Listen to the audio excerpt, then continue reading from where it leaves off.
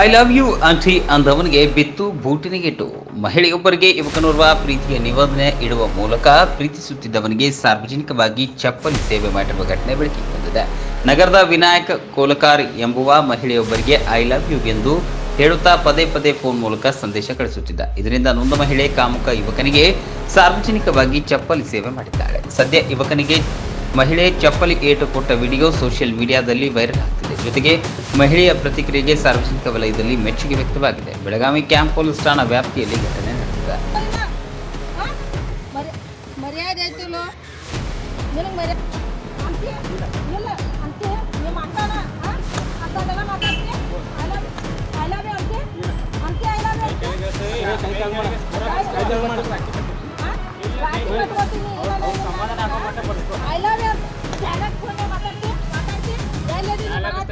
ಮನಸ್ಸು ಮಾಡಿದನಂತೆ ನಮ್ಮ ಅದಾರಿಲ್ಲ ಹೇಳ ಮೊದಲು